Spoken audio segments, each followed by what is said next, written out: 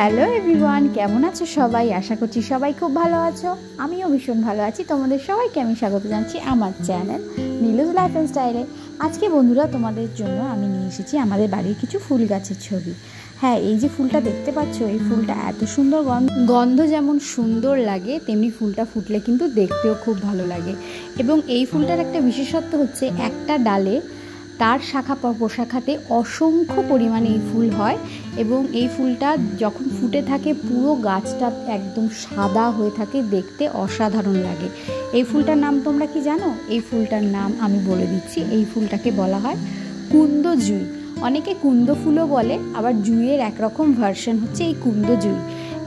জুঁই ফুল এক ধরনের হয়, খালি সমান্তরালভাবে কয়েকটা পাপড়িযুক্ত, কিন্তু এই ফুলটাকে কুন্দ জুঁই বলে কারণ এটা থোকা আকারে হয়, ওই জন্য এটাকে কুন্দ জুঁই বলে।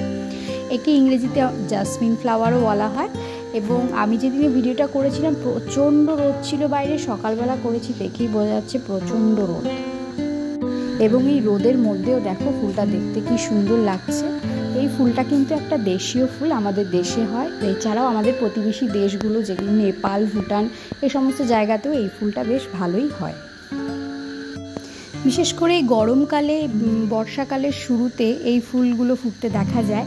আর এই যে ফুলটা দেখতে পাচ্ছ, এটা আরেকটা ফুল গাছ আমাদের বাড়িতে আছে। এই ফুলটার নাম কি বলো তো? এই ফুলটার নাম হচ্ছে ব্লিডিং হার্ট। হ্যাঁ বন্ধুরা, এই ফুলটার নাম হচ্ছে ব্লিডিং হার্ট। কি অদ্ভুত না নামটা! ইংরেজি নাম, কিন্তু নামটা যেন মানে অদ্ভুত ধরনের। হার্ট মানে হচ্ছে হৃদয়, আর ব্লিডিং মানে তো জানোই রক্তপাত হওয়া।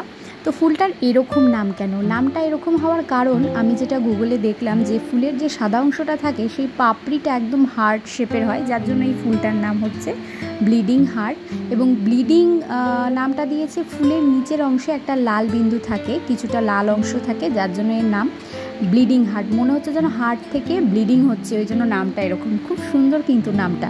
এটা একটা বিদেশি ফুল। সাইবেরিয়া, তারপরে উত্তর কোরিয়া, চীন, এই সমস্ত দেশে এই ফুলটা মেইনলি দেখা যায়, সেখানকারই এই গাছটা।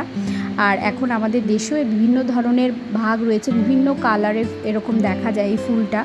আর এটা তো বর্ষাকালের দিকে দেখা যায় এবং একটু ছায়া, মানে যখন সকালবেলা সূর্যোদয় হয় সেই টাইমটা একটু রোদের দরকার হয় এবং সূর্যাস্তের সময় একটু ছায়াতে থাকলে গাছটা খুব ভালো বাড়ে। কি সুন্দর লাগছে না দেখতে বলো? তো কেমন লাগলো আজকের এই ইনফরমেশনটা, আমার এই বাড়ির দুটো ফুল গাছ সম্পর্কে যে কথাগুলো বললাম, তোমাদের কেমন লাগলো? এবং তোমরা যদি কিছু আরও জেনে থাকো আমাকে অবশ্যই জানাবে। আমি কিছু ভুল বলে থাকলে সেটাও আমাকে অবশ্যই জানাবে। কারেকশনটা তো অবশ্যই দরকার, তাই না বলো?